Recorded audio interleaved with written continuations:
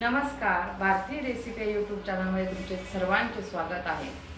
अशाच नवनवीन आणि छान छान रेसिपी बघण्यासाठी तुम्ही माझ्या भारतीय रेसिपी या यूट्यूब चॅनलला लाईक, शेअर आणि सबस्क्राइब करायला विसरू नका।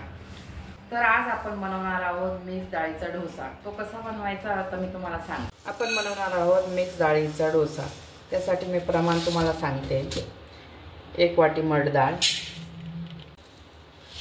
1 वाटी मूग डाळ, पाव वाटी उडीद डाळ,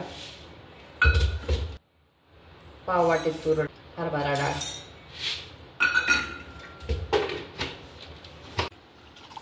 2 वेळा स्वच्छ पाणी टाकून 2 वेळा धुवून घेऊया। सगळं स्टार्च आणि जे हे असतं ते धुवून जातं। पाणी टाकून रात्रभर या डाळीला भिजवून ठेवणार आहोत। या मिक्स डाळी रात्रीच भिजवून घेतल्या आहे। तर ते आपण आता धुवून दळणार आहोत। अजून ओवा जिरा पावडर, मीठ, हिंग, कोथिंबीर, लाल मिरच्या आणि लसूण आता आपण हे मिक्सर मधून बारीक करून घेऊ। हे बघा, अशी डाळ टाकून घ्यायची। डाळ मी धुवून घेतली परत एकदा। त्यातच मी टाकणार आहे 4-5 फिक्या मिरच्या आहे माझ्या ह्या, 4-5 लसूण पाकळ्या, एक 2 चिमूट हिंग, एक चमचा ओवा जिरा पावडर आणि साधारण एवढ्या डाळीला मी 1 ते 1.5 चमचा मीठ टाकणार आहे। ही पण डाळ आपल्याला त्यात मिक्स करायची। अजून ही दाखवा, ही पण डाळ त्यात दळून मिक्स करायची आहे। पहिले आपण याच्यात सगळं बारीक करून घेऊया। पाणी टाकलं तरी चालतं, कारण आपल्याला डोसाचं थोडंसं मीडियम पातळ बॅटर बनवायचं। असं थोडं जाडसरच दळून घ्यायचं, खूप बारीक दळायचं नाही।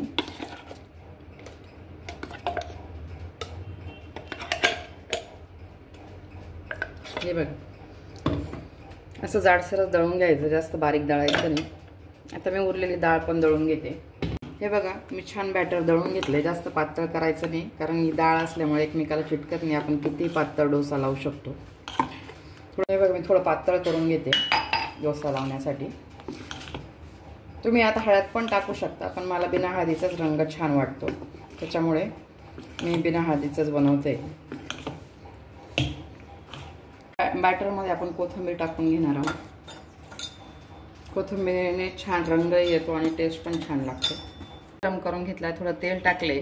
कमी गॅसवरच शक्यतो डोसा टाकायचा, डोसा लावून घ्यायचा। कमी गॅसवरच शक्यतो डोसा लावून घ्यायचा। हे बघा, असा फिरवून घ्यायचा। म्हणजे कमी गॅस असल्यामुळे चिटकत नाही किंवा शिजत नाही, त्याच्यामुळे छान पसरतो।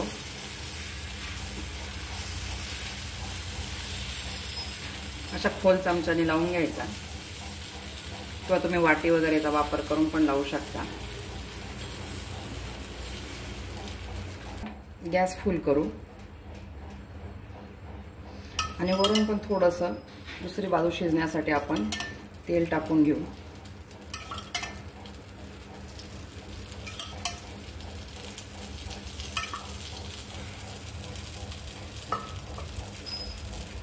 एक बाजू शिजली